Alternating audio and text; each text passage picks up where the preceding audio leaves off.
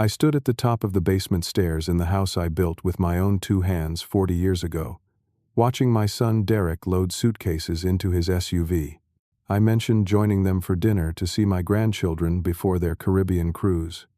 Derek's face twisted. "Old man, you're pathetic," he spat, and shoved me backward.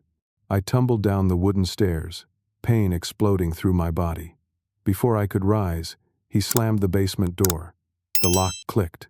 "Stay there, and don't ruin our trip." The cold concrete floor pressed against my cheek. Every breath sent sharp pains through my ribs. My hip throbbed where it had struck the stairs. I was 67 years old, and my own son had just thrown me down a flight of stairs like I was nothing more than garbage. Above me, I could hear voices. Derek and Amanda, laughing about something. Their footsteps moving across the kitchen floor. The sound was so casual, so normal, like they hadn't just committed an act of violence against someone who loved them. I heard my granddaughter Emma's voice, sweet and innocent. "Daddy, where's Grandpa Stewart?" The cold concrete floor pressed against my cheek. Every breath sent sharp pains through my ribs. My hip throbbed where it had struck the stairs. I was 67 years old, and my own son had just thrown me down a flight of stairs like I was nothing more than garbage. The lie came so easily to him. I wondered how many other lies he'd told, how many times he'd manipulated situations I never even knew about. I managed to pull myself up, testing my limbs. Nothing broken, I thought, but the pain in my ribs suggested they were at least bruised badly, possibly cracked. My hips screamed with every movement. I was too old for this. Too old to be treated this way.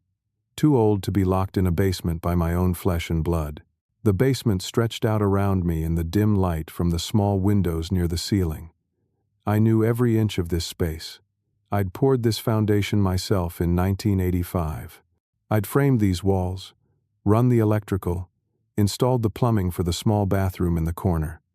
This house had been my pride and joy, the physical manifestation of everything I'd worked for. Now, it was my prison. Now, it was my prison.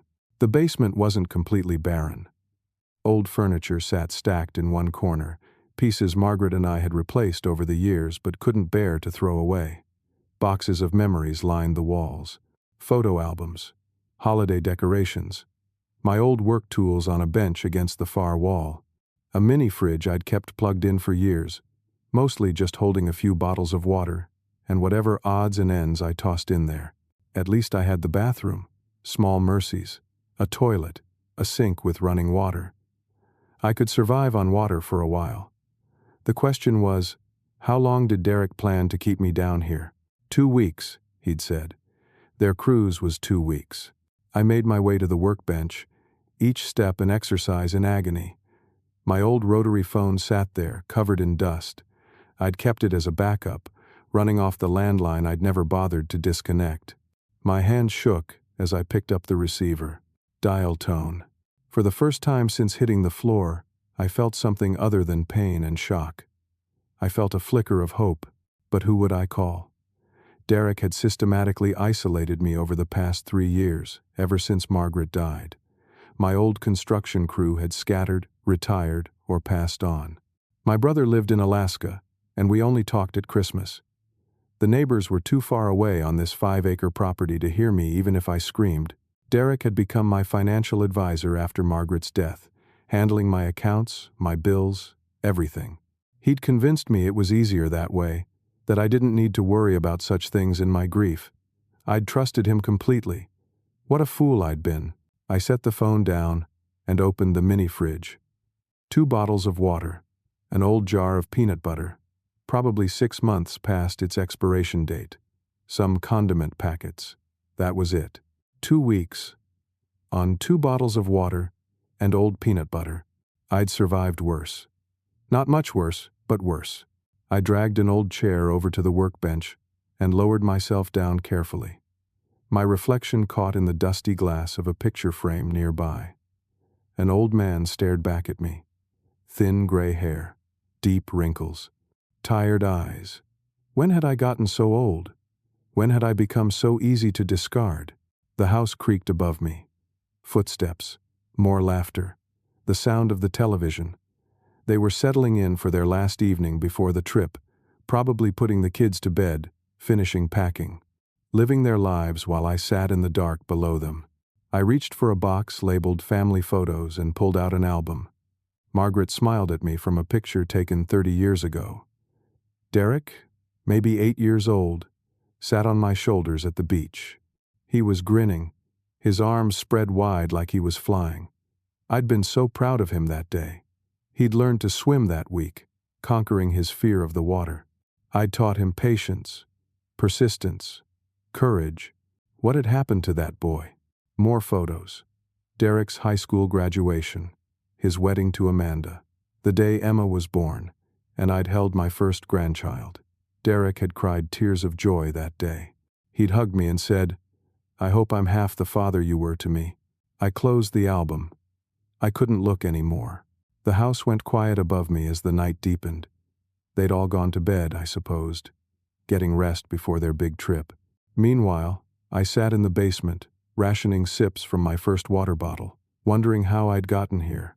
But even as I wondered, even as my body ached and my heart broke, something else was happening inside me. Something harder than grief. Something sharper than pain. I was angry. No, not just angry. I was furious. And beneath the fury, a cold determination was forming.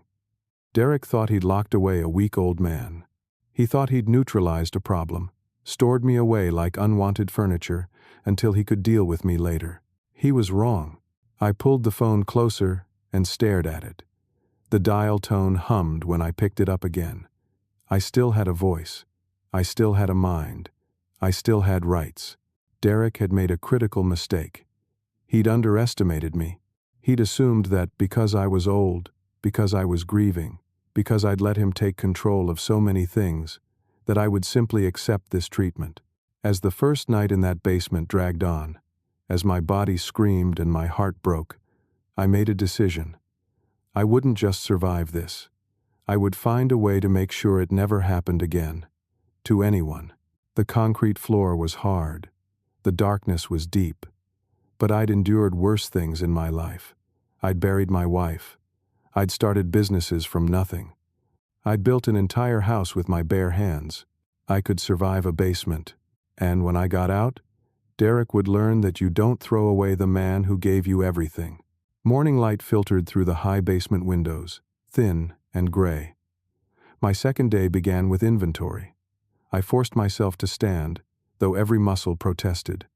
The water bottles sat on the workbench. I allowed myself 3 small sips. The peanut butter could wait another day. My mind felt clearer than it had in months, sharpened by necessity.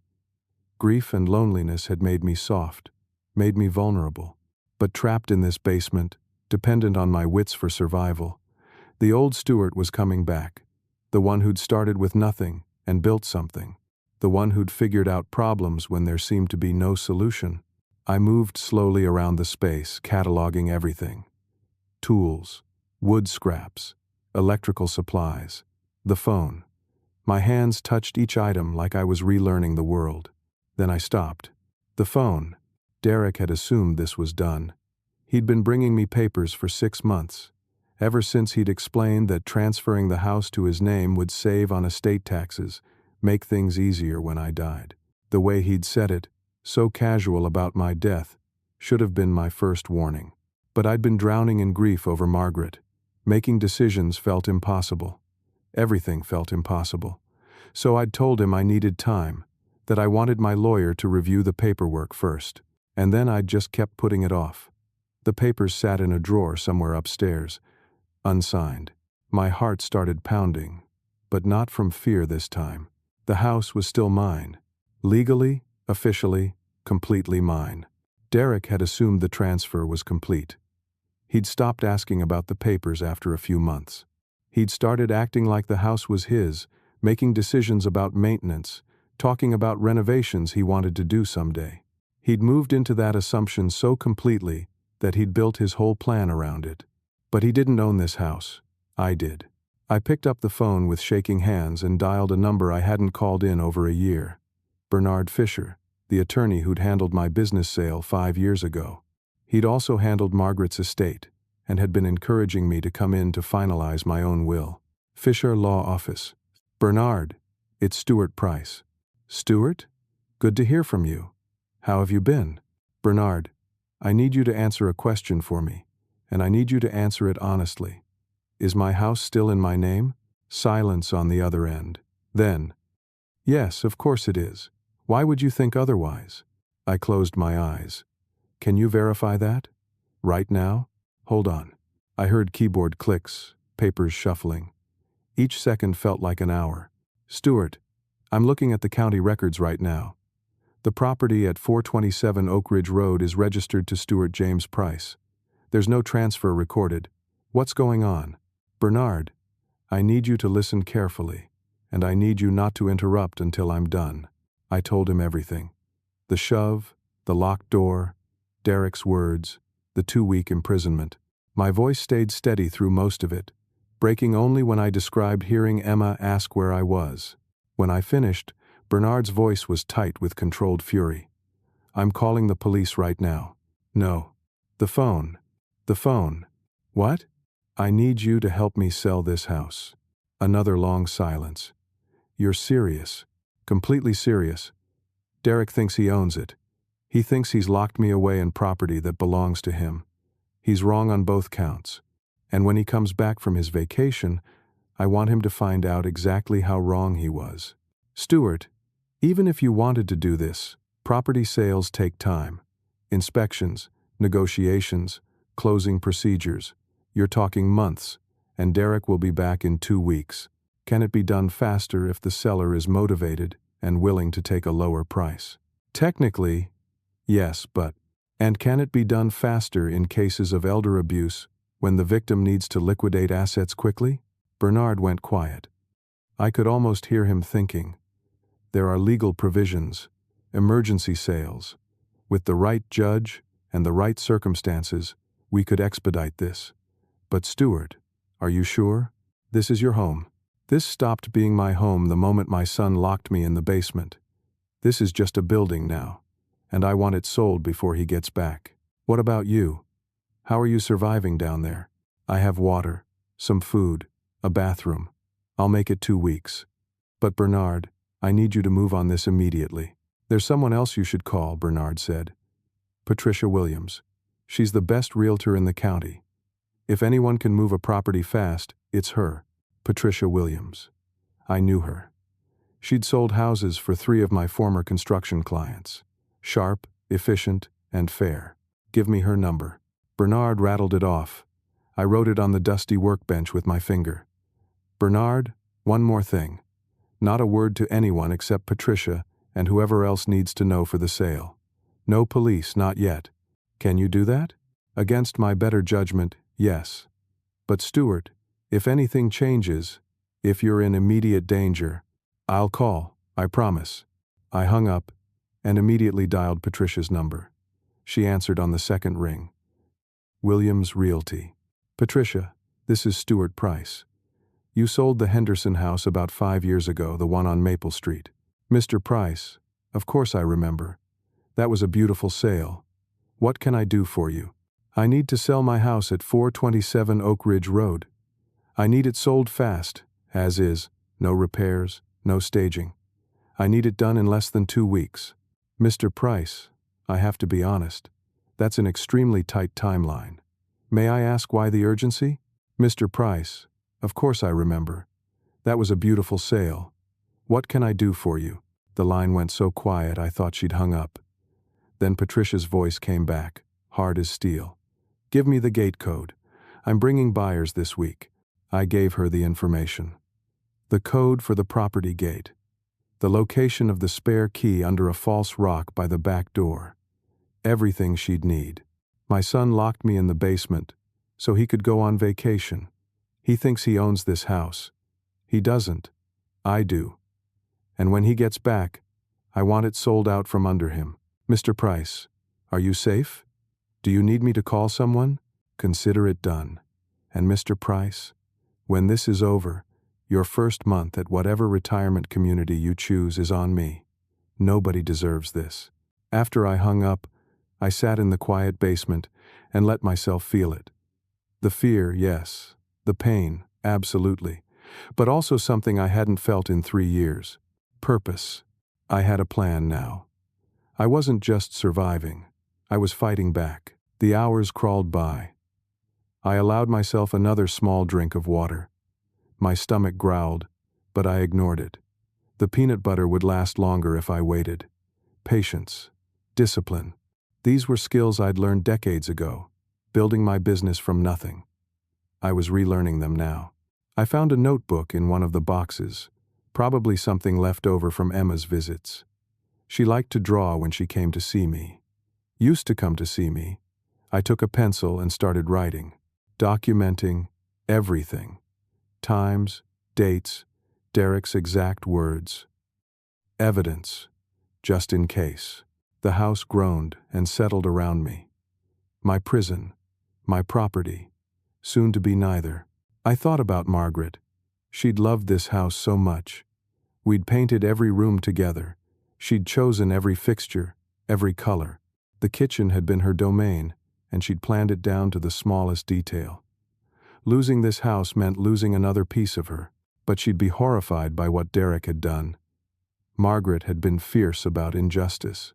She'd never tolerated cruelty, not even small cruelties. This would have broken her heart. No, she'd want me to do exactly what I was doing. She'd want me to choose myself, to value myself, to refuse to be treated as disposable. "I'm sorry about the house, Maggie," I whispered to the empty basement. "But I have to survive. And I can't survive if I let him do this." The afternoon faded into evening. Above me, silence. Derek and Amanda must have left for the airport. The house felt empty. I was alone with my thoughts, my pain, and my plan. 3 more days until Patricia could bring the first buyers. I just had to hold on. I took another tiny sip of water and settled onto the old chair. The concrete floor stretched out before me. My empire, reduced to a basement, but empires had been rebuilt from less. Derek thought he'd buried me. He'd actually just forced me to dig myself out. And when I emerged, everything he'd assumed was his would be gone. I smiled in the darkness. It probably looked terrible, the smile of a starving old man in a basement. But it felt good. Justice was coming. I just had to survive long enough to see it. By day 5, I'd lost count of how many sips of water I had left. Maybe a quarter of the second bottle. The peanut butter was half gone, consumed in tiny amounts that barely qualified as meals. My ribs ached constantly. My hip had developed a deep, grinding pain that never quite went away. I'd lost weight. I couldn't afford to lose. My clothes hung loose, but my mind stayed sharp. It had to. I heard the cars before I saw them. The sound of tires on the gravel driveway, multiple vehicles. My heart hammered against my sore ribs. Patricia had brought buyers. I pressed myself against the wall near the stairs, listening. Footsteps above. Patricia's voice, professional and warm, giving a tour of the main floor. A man's voice, asking about square footage. A woman commenting on the natural light. They moved from room to room. I tracked them by sound. Living room, kitchen, dining room. They were getting closer to the basement door. "What's behind this door?" the man asked. My breath stopped. I waited for Patricia's response, terrified and hopeful at the same time. "Old storage and foundation access," Patricia said smoothly. "The owner mentioned it needs some clean-out, which is factored into the asking price. The foundation itself is solid, though. The original owner built this house himself back in the 80s, and he knew what he was doing. Can we see it? The door's locked and the owner is out of town, but I have the inspection report here if you'd like to review it. Shows no structural concerns, no water damage, no pest issues." The moment passed. They moved on to view the upstairs. I released my breath slowly, quietly. Patricia had protected me. She could have opened that door. She had the key. Instead, she'd kept my secret and moved the sale forward. Over the next 3 hours, I heard 2 more showings. Each time, someone asked about the basement. Each time, Patricia deflected smoothly. Storage, foundation access. Nothing to worry about. The price reflected the as-is nature of the sale. After the last showing, the house fell silent again. I waited and waited. Patricia had protected me. She could have opened that door. She had the key. Instead, she'd kept my secret and moved the sale forward. "Stuart, it's Patricia." Then the phone rang. The sound in the quiet basement nearly stopped my heart. I grabbed the receiver. How did it go? $375,000. Enough to live on comfortably for the rest of my life. Enough to be free. I'll take it. "Stuart, are you absolutely sure?" "Once this process starts, I'm sure." "How fast can we close?" "With Bernard expediting the legal work and the buyer paying cash, we can close in 4 days. But Stuart, you'll need to sign papers. Can you make it until then?" I looked at my water bottle. Almost empty. The peanut butter jar sat scraped nearly clean. My body was failing, but my will wasn't. "I'll make it." Over the next 3 hours, I heard 2 more showings. Each time, someone asked about the basement. Each time, Patricia deflected smoothly. Storage, foundation access. Nothing to worry about. The price reflected the as-is nature of the sale. After she hung up, I allowed myself 1 full drink of water. Not a sip, a drink. I needed strength for 4 more days. With Bernard expediting the legal work and the buyer paying cash, we can close in 4 days. But Stuart, you'll need to sign papers. Can you make it until then? I thought about Derek on his cruise ship, eating gourmet meals, lounging by the pool, laughing with Amanda, watching Emma and Lucas play in the sun, living his best life while his father starved in a basement. Did he think about me at all? Did he wonder if I was okay? Did he feel even a flicker of guilt? Or had he truly written me off that completely, decided I was nothing more than an inconvenience to be stored away? The photos in the box mocked me. Birthday parties, Christmases, Father's Day cards made with crayons and construction paper, "World's best dad" scrawled in a child's handwriting. Where had that child gone? What had I done to turn him into a man who could do this? I'd given him everything, paid for his education, helped with his business, loved him unconditionally. Was that the problem? Had I loved him so much that I'd failed to teach him accountability? Had I been so focused on providing that I'd forgotten to instill values? Or was this simply who Derek was, and I'd been too blind to see it? Did he think about me at all? Did he wonder if I was okay? Did he feel even a flicker of guilt? I'd defended him. "He's just trying to help, honey. He doesn't want me to be overwhelmed when you're gone." Did he think about me at all? Did he wonder if I was okay? Did he feel even a flicker of guilt? Day 6 arrived with no improvement in my condition. The fever made everything hazy. I saw Margaret sometimes, sitting in the corner of the basement, smiling at me. I knew she wasn't really there, but I talked to her anyway. "I'm selling the house, Maggie. I'm sorry." Her image smiled. "Don't be sorry. I'm proud of you." "Are you?" "I failed with Derek. I raised him wrong somehow." "You loved him. That's all you could do. He made his own choices. I miss you so much." "I know. But Stuart, you have to survive this. You have to live. There's still life left for you." The hallucination faded. I was alone again, shivering despite the summer heat that made the basement stuffy and close. Day 7. Bernard called. "Stuart, the paperwork is ready. We close tomorrow. Can you hold on 1 more day?" "Yes." My voice came out as a rasp. "You don't sound good." "I'll make it. The closing attorney will come to you. Patricia arranged it. They're bringing paramedics, Stuart. The moment you sign those papers, we're getting you medical attention. No hospitals until after the closing. I need to be conscious. I need to sign. Stevert. Promise me, Bernard. No hospitals until the papers are signed," he promised. I hung up and used the last of my water to swallow some ibuprofen I'd found in an old toolbox. It was expired by 3 years, but it might help with the fever. 1 more day, just 1 more day. I thought about Derek, probably on his way back from the cruise now. They'd dock tomorrow, probably around the same time I'd be signing the papers that sold his assumed inheritance out from under him. The timing was almost poetic. That night, I dreamed about the house being built, the foundation being poured, the frames going up, Margaret standing in what would become the kitchen, her arms spread wide, laughing. It's going to be beautiful, Stuart. Our forever home. Forever had ended, but at least I'd survive it. Day 11. I woke to voices upstairs. Not Derek, different voices, official sounding. I tried to stand. The room spun. My legs barely supported my weight. I'd stopped counting how long it had been since I'd had food or water.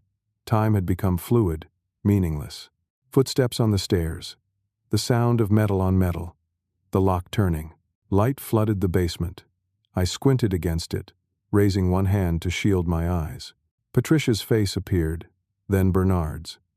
Behind them, a woman in a pantsuit carrying a briefcase, and two paramedics with a stretcher. "Oh my God," Patricia whispered. "Stuart." I must have looked terrible. I could see it in their faces. But I forced myself to stand straighter. Papers first. Medical attention after. "Stuart, you need help now," Bernard said.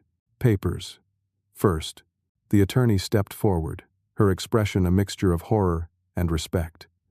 "Mr. Price, I'm Rachel Chen with Midwest Title Services. If you're certain you want to proceed." "I'm certain." They helped me to the chair by the workbench. My hand shook so badly I could barely hold the pen. Patricia steadied my wrist while I signed. Page after page. My name, over and over. Stuart James Price. Each signature felt like a small victory. "It's done," Rachel finally said. "The property at 427 Oak Ridge Road now belongs to Hartman Development Corporation. The funds will be transferred to your new account within 24 hours. Mr. Price, you're no longer the owner of this house." "Good." The paramedics moved in immediately. Blood pressure cuff, thermometer. Questions I could barely answer. They loaded me onto the stretcher with practiced efficiency. "Severe dehydration," one of them said. "Fever of 103, multiple infected lacerations, possible broken ribs. We need to move now." They carried me up the stairs. I caught a glimpse of the kitchen, the living room, my home for 40 years. I felt nothing. It was just a building now. The home had died when Derek locked that door. The ambulance ride blurred. IV lines, oxygen mask, concerned voices. The hospital emergency room, bright and overwhelming. Doctors, nurses, tests, more questions. I drifted in and out. When I woke, Bernard was sitting beside my hospital bed. "How long?" I asked. 2 days. They said you were maybe 48 hours from complete organ failure. Another day in that basement, and you might not have made it. But I did make it." "You did?" "Derek comes back tomorrow." "I know. The letter is ready. Patricia has it. She's going to personally tape it to the door." A nurse came in to check my vitals. "Mr. Price, you're very lucky. The doctor wants to keep you another few days. Make sure the antibiotics are working and you're properly rehydrated. You've got some healing to do. Derek comes back tomorrow." 2 days. They said you were maybe 48 hours from complete organ failure. Another day in that basement, and you might not have made it. It's ready whenever you are. First month is covered, remember? And Stuart, I took the liberty of furnishing the basics. Bed, couch, table, chairs. You don't have to think about anything. Just heal. I stared at the photos. Sunlight streaming through windows. Clean, fresh spaces. A place where nobody would lock me in basements. It's perfect. Over the next 2 days, I grew stronger. The fever broke. The antibiotics cleared the infections. I could stand without dizziness, walk without support. The doctor marveled at my recovery. "You're tougher than you look, Mr. Price." I had to be. Bernard visited every day. On the 3rd day, he brought news. Derek tried to get into the house yesterday. The locks were changed as part of the sale. He found the letter. And? He called me, threatened to sue. I informed him that everything was legal and that we have documented evidence of elder abuse, including hospital records showing you were near death when rescued from the basement he locked you in. I suggested he consult with a criminal attorney rather than a civil one. What did he say? He hung up. But Stuart, he knows where you are. The hospital isn't exactly secret. He could show up. Let him. I have a restraining order now, right? Bernard nodded. Filed it yesterday. Approved this morning. If he comes within 500 feet of you, he'll be arrested. On day 4, I was discharged. Patricia drove me to Riverside Meadows. The apartment was everything she'd promised. Clean, bright, safe, a place to start over. That evening, I sat in my new living room and called Bernard. Tell me what happened when he found the letter. Bernard's voice carried a hint of satisfaction. According to Patricia, who watched from her car, Derek read it 3 times. Then he tried to break down the door. The new owners had security there. Police were called. Derek was escorted off the property. He threatened to sue everyone, but his lawyer presumably told him he had no case. The house was never his. And Amanda? According to my sources, she filed for divorce 2 days later. Apparently, she didn't know about the basement. He'd told her you were staying with friends. When the truth came out, she was done. On day 4, I was discharged. Patricia drove me to Riverside Meadows. The apartment was everything she'd promised. Clean, bright, safe, a place to start over. His business? Falling apart. Word spreads in real estate circles. Nobody wants to work with someone who locks their father in a basement. His reputation is destroyed. The kids? Amanda got full custody. She's been trying to reach you, actually. She wants to apologize, wants to see if supervised visits with the grandchildren would be possible. She seems genuine, Stuart. She's horrified. I looked around my new apartment, at the life I'd carved out of that basement nightmare. I'd survived. I'd fought back. I'd won. But winning felt hollow when I thought about Emma and Lucas. They were innocent in all this. They'd lost their grandfather through no fault of their own. Tell Amanda to call me, I said. We'll arrange something. For the kids, not for Derek. Never for Derek again. After I hung up, I sat in the quiet apartment and let myself finally, fully feel everything. The terror of those days in the basement. The pain of my son's betrayal. The loss of my home. The death of the relationship I'd thought we had. And beneath it all, a strange, hard-won peace. I'd chosen myself. For maybe the first time in 3 years, since Margaret died, I'd chosen my own survival over someone else's comfort. It hurt. God, it hurt.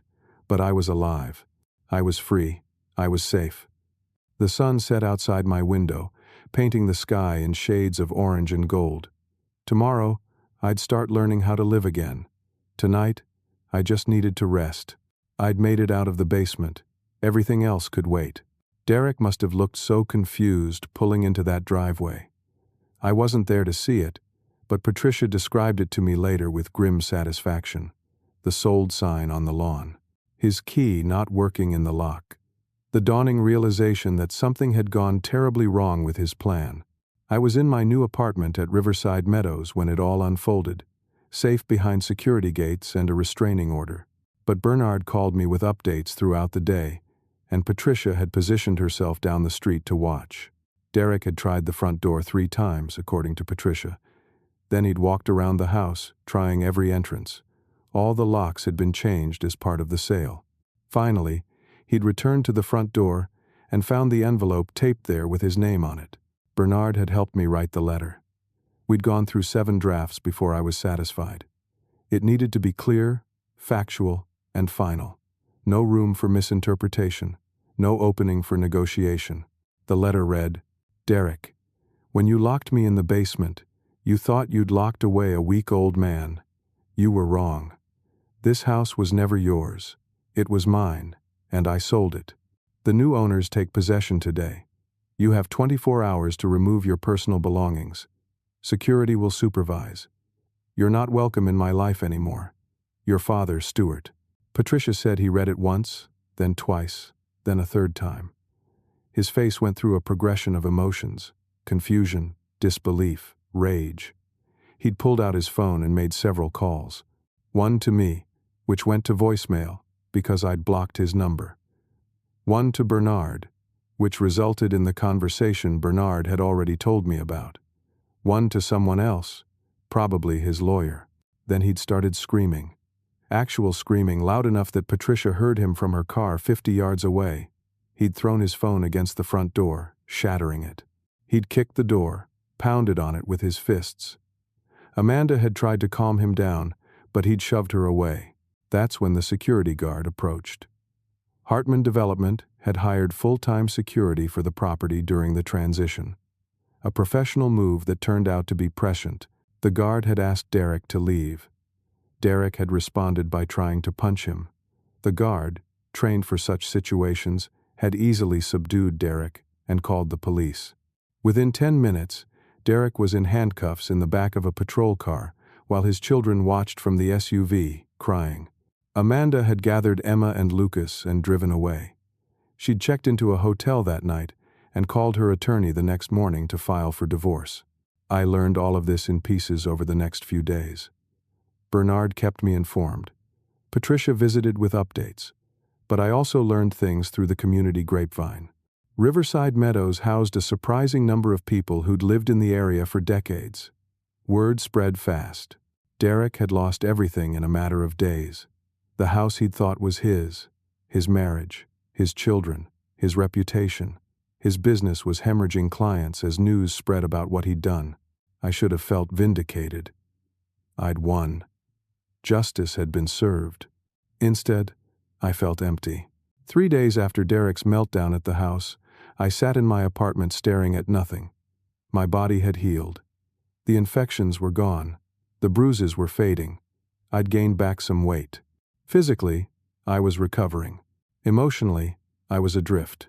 A knock on my door pulled me from my thoughts. I checked the peephole and saw a woman I didn't recognize. Late 60s, silver hair, kind eyes, holding a casserole dish. Emotionally, I was adrift. I opened the door. Thank you. That's very kind. Hi. I'm Helen Barrett from Unit 212. I heard you just moved in, and I know how overwhelming that can be. I brought you some chicken and rice. Nothing fancy, but it's homemade. A knock on my door pulled me from my thoughts. I checked the peephole and saw a woman I didn't recognize. Late 60s, silver hair, kind eyes, holding a casserole dish. Mind if I come in for a minute? I promise I'm not one of those pushy neighbors. I just thought you might appreciate some company. You know Patricia? Something about her directness made me trust her. How did you know I'd been isolated? Word gets around, and I recognize the look. I had it too when I first moved here. That kind of shell-shocked expression people get when they've survived something terrible and don't quite know what to do with themselves now. We talked for an hour. She'd been a high school teacher for 40 years. Her husband had died of a heart attack. Her son lived in California and visited twice a year. She'd been lonely and lost until she'd found this community. Give it time, she said as she left. You'll find your place here. We have poker on Thursdays, woodworking classes on Tuesdays, a book club that mostly just drinks wine and gossips. You don't have to jump into everything at once. Just know it's there when you're ready. After she left, I ate the chicken and rice. It was delicious. I couldn't remember the last time someone had cooked for me. Margaret, probably. 3 years ago. Over the next week, I started to explore Riverside Meadows, the community center, the workshop, the garden area. People nodded hello. Some introduced themselves. A man named Carlos, the activities director, made a point of checking on me daily. You settling in okay, Stuart? Getting there. Good. We're glad to have you. And hey, if you ever want to talk, my door's always open. I'm a pretty good listener. I appreciated that he didn't push, didn't pry. Just let me know support was available if I needed it. 2 weeks after moving in, I received a letter. The envelope was addressed in a child's handwriting. My hands shook as I opened it. Inside were 2 drawings. One showed a stick figure labeled Grandpa Stewart with a big smile. The other showed a family, but the father figure was scribbled out heavily, while the mother, children, and grandfather figures were colored brightly. A note in careful 3rd grade cursive read, Dear Grandpa Stewart, I miss you. Daddy won't tell me why you left. Did I do something wrong? I'm sorry if I made you sad. I love you. Emma, P.S. Lucas misses you too, but he can't write yet. I sat at my small kitchen table and cried. Deep, wrenching sobs that came from somewhere I'd been keeping locked tight. Emma thought this was her fault. This innocent child believed she'd driven me away. I called Bernard immediately. I need to respond to Emma, but I need to do it right. What are the legal implications? Amanda sent that letter through me. She's willing to arrange supervised visits.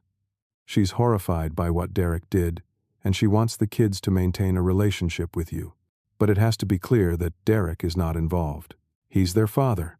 He's a father who committed elder abuse. Amanda is their mother, and she has full custody. The kids don't know the details of what Derek did.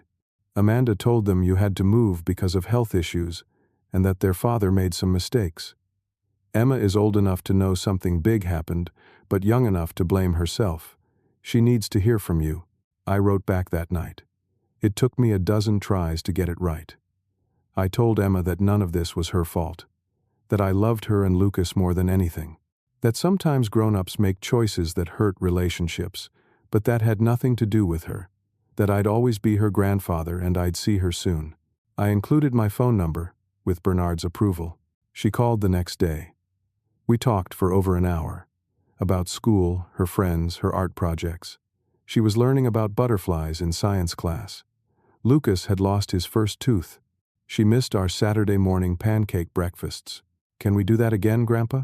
I think we can arrange something. Your mom and I are working on it. After we hung up, I sat in my apartment feeling something I hadn't felt in months. Connection. Purpose. A reason to keep going beyond simple survival. Amanda called that evening. Thank you for talking to Emma. She's been so worried. Amanda, I need to know. Did you know what Derek was planning? No. I swear I didn't. He told me you'd gone to stay with a friend. He said you needed space, and that we'd see you when we got back. I believed him. I feel sick about it now. I should have questioned it more. I should have called to check on you. He manipulated you too. That doesn't excuse it. I lived in that house. My children lived there. And below us, you were locked in a basement. I should have known something was wrong. Derek was good at hiding things. I'm divorcing him. Full custody. He's not the man I thought I married. Maybe he never was, and I was too blind to see it. But I won't let him hurt anyone else. We arranged the first visit for the following weekend, Saturday morning, at a park near Riverside Meadows, supervised by Amanda. 2 hours. I counted down the days. When Saturday arrived, I was at the park 30 minutes early. I sat on a bench, my heart pounding, watching families play. What if Emma and Lucas didn't want to see me? What if too much had changed? Then I saw them. Emma spotted me first and took off running. Grandpa! She slammed into me with the force of an 8-year-old's enthusiasm. I wrapped my arms around her and held on tight. Lucas followed, more hesitant but smiling. Amanda hung back, giving us space. We spent 2 hours at that park, pushing swings, going down slides. Emma showed me her butterfly drawings. Lucas told me about his new dinosaur toys. We ate ice cream. We laughed. For 2 hours, I wasn't the man who'd been locked in a basement. I wasn't the victim of elder abuse. I was just Grandpa Stewart, and life was good. When it was time to leave, Emma hugged me tight. Can we do this again next week? Absolutely. Driving back to Riverside Meadows, I felt something shift inside me. The emptiness was filling, slowly but surely. I'd lost a son, but I hadn't lost everything. I still had my grandchildren. I had new friends. I had a safe place to live and enough money to live comfortably. I'd survived. And now, finally, I was starting to live again. 3 months into my new life at Riverside Meadows, I'd established a routine, Tuesday morning woodworking classes, where I taught more than I learned. Thursday evening poker games with Helen, Carlos, and 3 other residents. Saturday visits with Emma and Lucas, which had become the highlight of every week. Sunday brunch with Bernard and Patricia, who'd become more like family than friends. The nightmares about the basement were less frequent now. Some nights I still woke up feeling the cold concrete against my face, hearing that lock click. But those moments passed quicker each time. I'd gained back the weight I'd lost and then some. Helen insisted on cooking for me at least twice a week, claiming she always made too much for one person anyway. I suspected she was lying, but I appreciated it nonetheless. The woodworking class led to a small business of sorts. I started making jewelry boxes and picture frames, selling them at the community craft fair. Nothing major, but it gave me purpose. My hands remembered the work, even when my mind wandered. There was comfort in creation, in taking raw wood and shaping it into something beautiful. Helen and I had grown close. Not romantically, just genuine friendship. She was sharp, funny, and called me on my nonsense when I needed it. When I got too much in my own head about Derek, she'd roll her eyes and tell me to stop giving him free rent in my brain. He made his choices, Stuart. You made yours. You chose to survive. Now choose to thrive. Sitting around feeling guilty or wondering what you could have done differently is just another kind of prison. She was right, of course. But then, 4 months after I'd moved in, everything shifted again. I'd just finished teaching a woodworking class when Carlos pulled me aside. Stuart, something came for you at the office. I think you should see it privately. In his office, he handed me an envelope.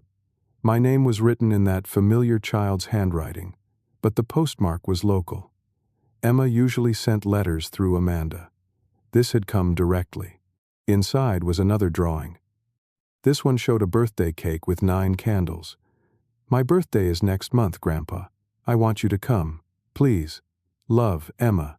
Below it, in different handwriting, was a note from Amanda. Emma is having a small birthday party at our new apartment. Just family and a few friends. She specifically asked for you to be there. Derek won't be present. He's agreed to stay away. I know it might be uncomfortable, but it would mean the world to her.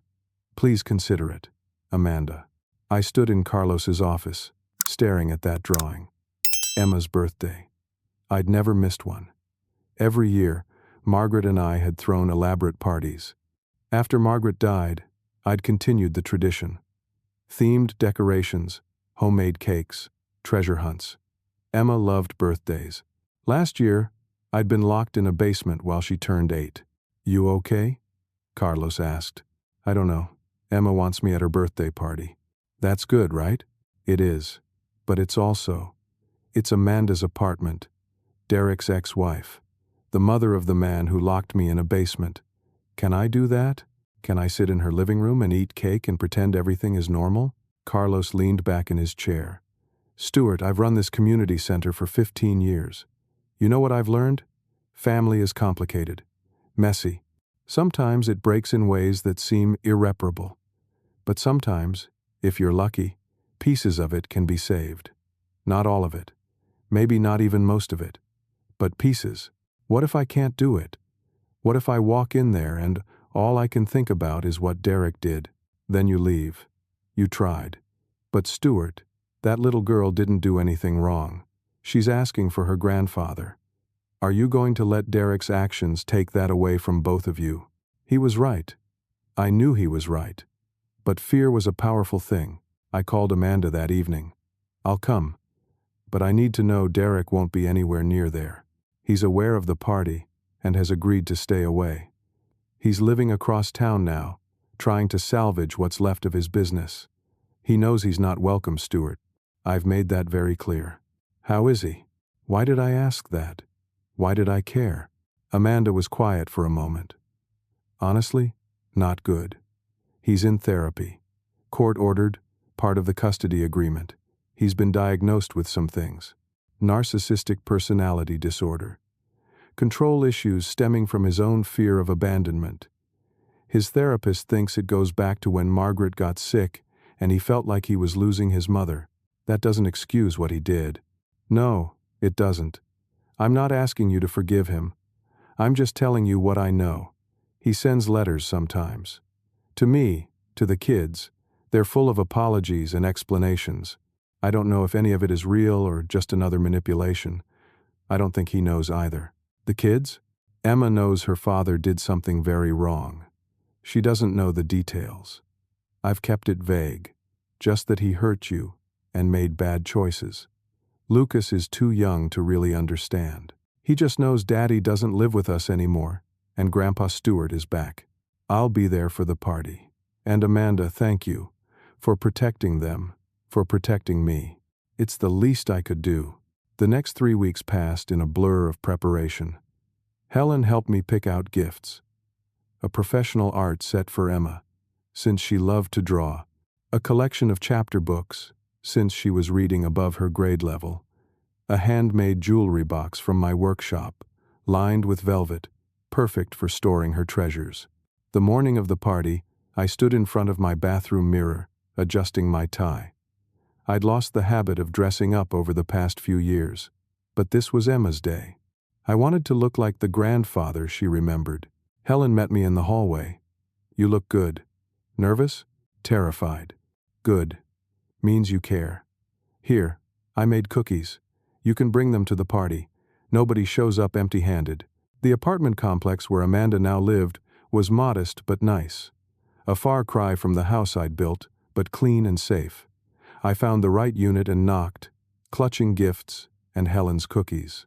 Emma answered the door. Grandpa, she threw her arms around me. You came. I wouldn't miss it for the world, sweetheart.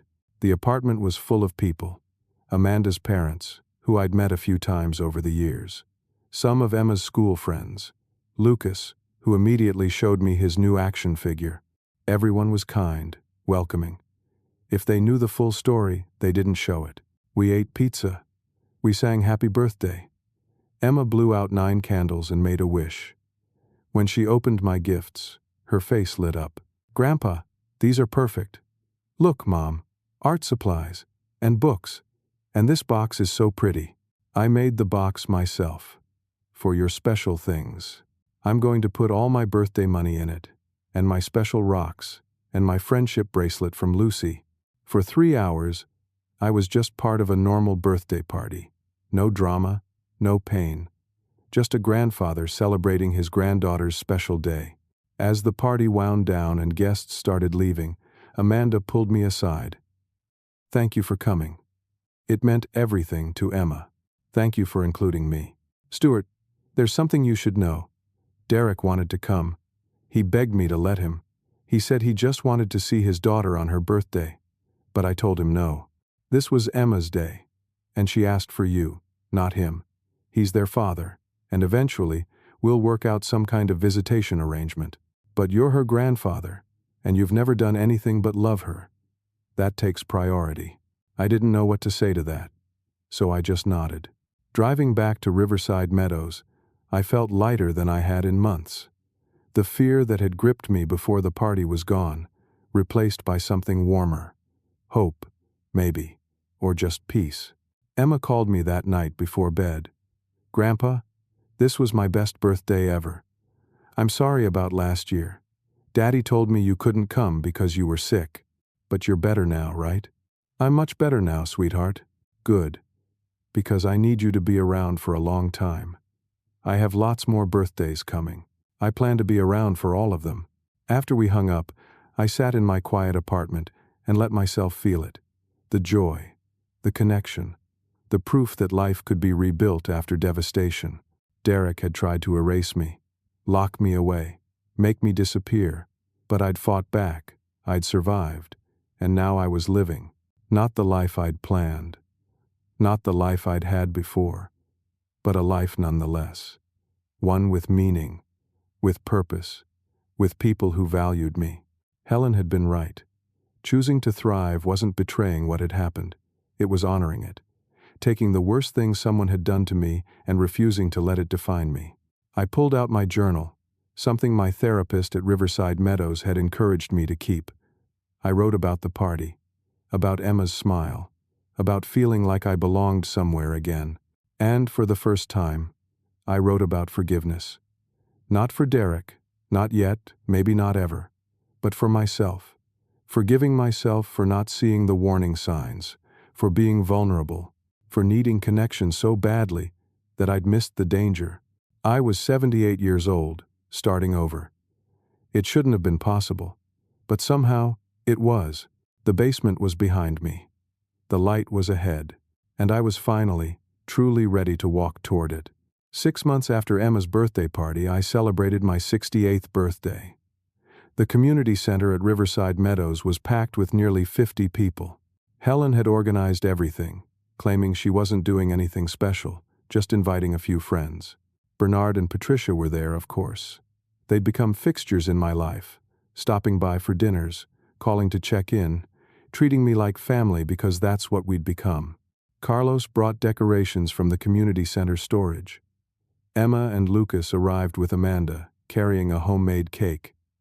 Emma had decorated herself, slightly lopsided but covered with love and way too much frosting. My poker group came, the woodworking class students, neighbors from my floor. Even the security guard who'd been working the day I'd moved in, and who'd made a point of learning my name and checking on me regularly. I stood in the middle of that room, surrounded by noise and laughter and people who genuinely cared about me, and felt something I hadn't felt in years: belonging. This wasn't the family I'd been born with or the family I'd built with Margaret. This was something different, something chosen, something earned. After cake and presents, after Emma had shown everyone her latest butterfly drawing and Lucas had demonstrated his new ability to do a cartwheel, after the crowd had thinned and people started heading home, I found a letter in my mailbox. The handwriting was Derek's. My first instinct was to throw it away unopened.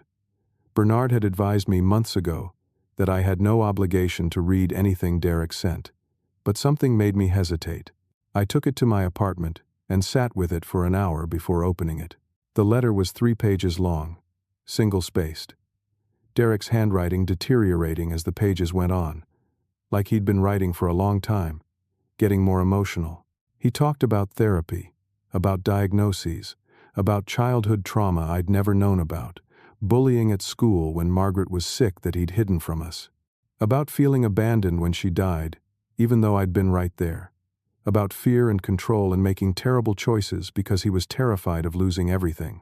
He talked about that day, locking the basement door, going on vacation, trying to convince himself it was fine, that I'd be okay, that I deserved it somehow for being weak and needy, and reminding him of his own mortality. He talked about coming home to find the house sold, the shock, the rage, the slow, horrible realization of what he'd done, not just to me but to himself, to his marriage, to his children, to every relationship he'd ever had. He talked about wanting to die, about his therapist putting him on suicide watch, about slowly, painfully learning to live with what he'd done. And at the end, he wrote, "I don't expect forgiveness. I don't deserve it. I just need you to know that I understand now. You weren't pathetic. You were human. You were grieving. You needed connection. And I took your vulnerability and weaponized it. I took your love and treated it like a burden. I took my father and locked him in a basement. There's no therapy that fixes that. No diagnosis that excuses it. I did that. Me. And I have to live with it for the rest of my life. I hope you're happy now, Dad. I really do. I hope you found people who treat you the way you deserve to be treated. I hope Emma and Lucas still have you in their lives, because they need a good man to look up to, and I failed at being that. I'm sorry. I'll always be sorry, even if sorry means nothing. Derek." I read the letter twice, then a third time. Then I put it in a drawer and didn't think about it for 3 days. When I finally pulled it out again, I called my therapist at Riverside Meadows. Dr. Lisa Chen had been helping me process everything since I'd moved in.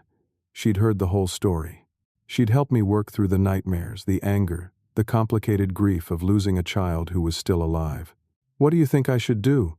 I asked her. "What do you want to do?" "I don't know. Part of me wants to throw it away. Part of me wants to write back and tell him exactly what I think of his excuses. Part of me just feels tired." Those are all valid responses. But Stuart, let me ask you something. What do you need from Derek? Not what does he need from you. What do you need? I thought about that for a long time. Nothing. I don't need anything from him. I have what I need. I have safety. I have friends. I have my grandchildren. I have a life. Derek can't give me anything I don't already have. Then perhaps this letter isn't about what Derek needs to hear back. Perhaps it's about what you need to say. For yourself. Not for him. So I wrote my own letter. It took me a week and probably 20 drafts. I wrote it by hand, scratching out lines, starting over, refining my thoughts until they were clear. Derek, I received your letter. I don't know if your remorse is real, or if you're simply dealing with the consequences of your actions.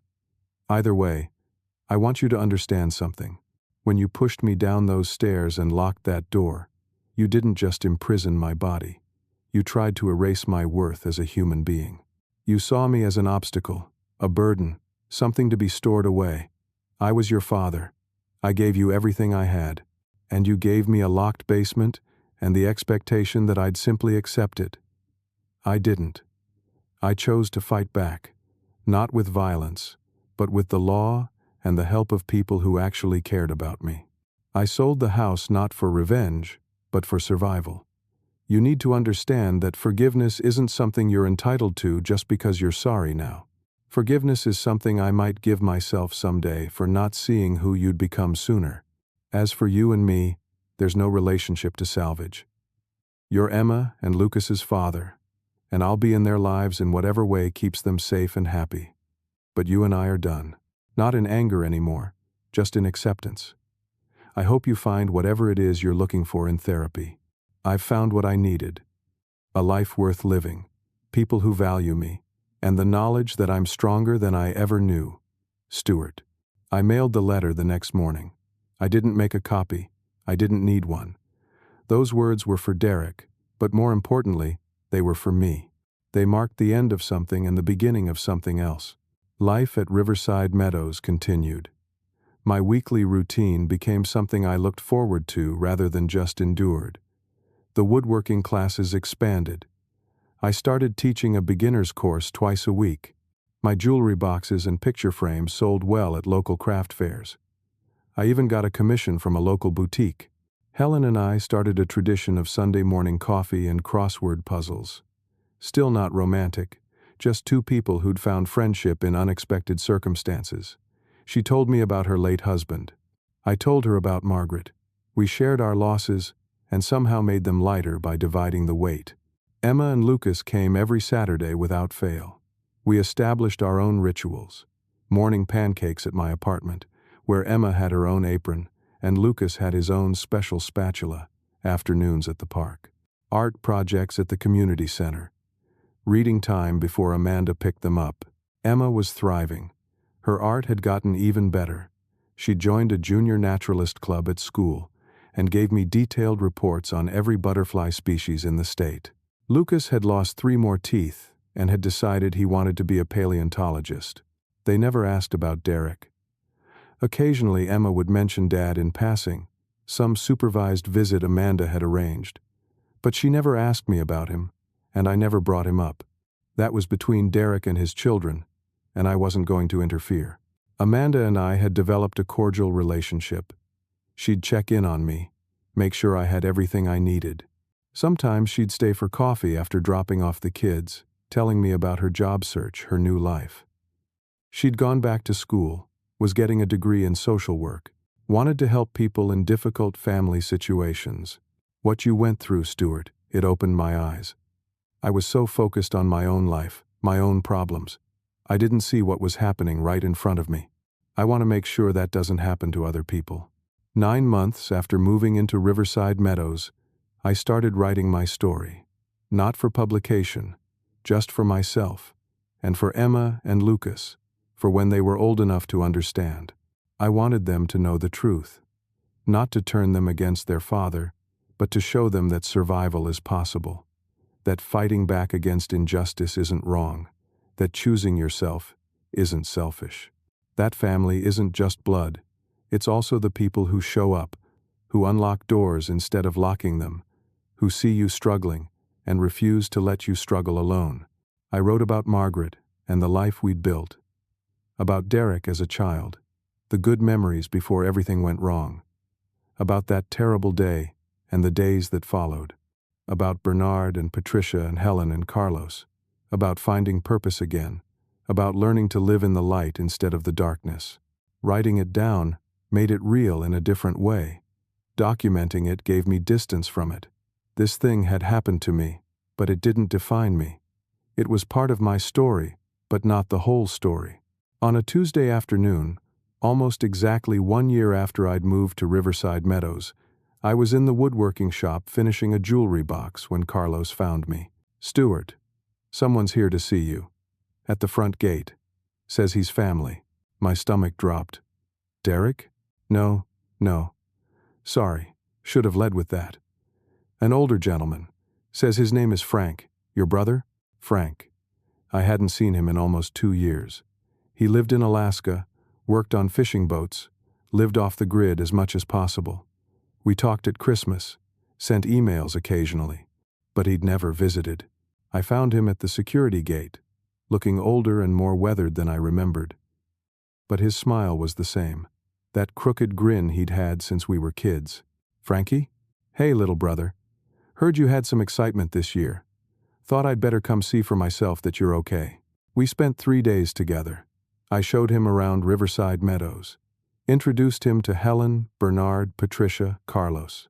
He met Emma and Lucas, who were fascinated by his stories about Alaska and fishing and bears. On his last night, we sat in my apartment drinking coffee, and he asked the question I'd been waiting for. "Why didn't you call me when it happened? You were in Alaska. What could you have done?" "I'm your brother, Stuart. I would have figured something out. Flown down. Called the police. Something. I know. But I needed to figure it out myself. Does that make sense?" He was quiet for a long time. Yeah, it does. You always were the independent one. Even when we were kids, you never wanted help with anything. Wanted to figure it out yourself. I'm trying to get better at accepting help. This place has taught me that. But at the time, in that basement, I needed to know I could save myself. Does that sound crazy? No. It sounds like you. And look, you did save yourself. You're here. You're healthy. You're happy, aren't you? Was I happy? I thought about it. Yes, I think I am. Not the same kind of happy I was with Margaret. Not the same life I thought I'd have. But yes, I'm happy. Good. That's all that matters. After Frank left, promising to visit more often, and actually meaning it this time, I sat in my apartment and took stock of my life. I was 68 years old. I'd lost my wife, my son, my home, and nearly my life. I'd been betrayed in the worst possible way by someone I'd loved unconditionally. I'd spent 2 weeks locked in a basement, starving and hurt and alone. But I'd survived. More than that, I'd built something new, something better in some ways. Something true. I had friends who cared about me. I had grandchildren who loved me. I had purpose and community and safety. I had enough money to live comfortably. I had my health, mostly recovered from my ordeal. I had peace. The nightmares were rare now. When they came, I could talk myself through them, remind myself where I was, that I was safe, that I'd chosen this life actively, fought for it, earned it. I pulled out my journal and wrote my final entry about the basement. My final attempt to make sense of what had happened and what I'd learned. I learned something in that basement that I want to share. We spend so much of our lives trying to hold on to people who don't value us, simply because we think we're supposed to, because they're family, because we invested so much, because we're afraid of being alone. But being alone is better than being locked in a basement. Being alone is better than being diminished. Being alone isn't really being alone at all when you open yourself up to people who see your worth. Family isn't just blood. Family is the people who show up. The people who unlock doors instead of locking them. The people who see you struggling and refuse to let you struggle alone. And here's the thing about survival. It's not pathetic, it's powerful. Every day you choose to keep going. Every time you ask for help. Every moment you refuse to accept mistreatment as normal. That's strength. Derek called me pathetic for needing connection, for wanting family, for being vulnerable. But the truth is, he's the one who's pathetic, because he had love, and he traded it for control. He had family, and he traded it for convenience. He had a father, and he traded him for a vacation. I'm 68 years old. I spent too many years being who other people needed me to be. I spent too many years making myself smaller so other people could feel bigger. I spent too many years in basements of one kind or another. Not anymore. These days, I live in the light. And let me tell you something. The light is beautiful. The light is warm. The light is where I should have been all along. If you're in a basement right now, literal or metaphorical, I want you to know, there's a way out. There's always a way out. You just have to be brave enough to pick up the phone and call for help. You just have to be strong enough to choose yourself. You just have to believe that you deserve better. Because you do. We all do. The next Saturday, Emma showed up with a special project. She'd made a butterfly garden in a wooden box, complete with planted flowers and small painted butterfly decorations. It's for you, Grandpa. So you always remember that butterflies come from cocoons. They have to break out to be beautiful. My teacher told me that. And I thought about you. You broke out of a bad place, and now you're somewhere beautiful. I hugged her tight, this wise little 9-year-old who understood more than she should have to. Thank you, sweetheart. It's perfect. That evening, after Emma and Lucas had gone home, after Helen had stopped by with leftover stew, after I'd finished my nightly call with Bernard, I stood at my apartment window and watched the sun set over Riverside Meadows. The light was golden, warm, welcoming. It stretched across the community center, the gardens, the walkways where people strolled and chatted.